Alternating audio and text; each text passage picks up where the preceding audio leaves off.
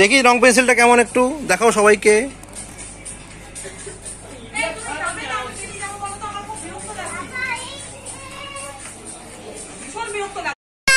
কি ওটা? কতগুলো রং পেন্সিল আছে?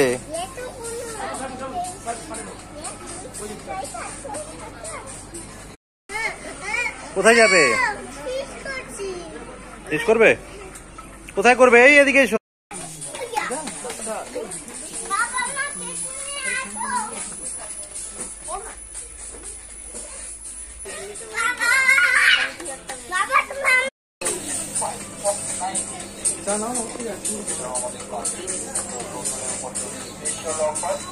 প্লাস্টিক বোতল আপনি পেয়ে যাচ্ছেন 99 টাকায় এবং প্লাস্টিক বোতল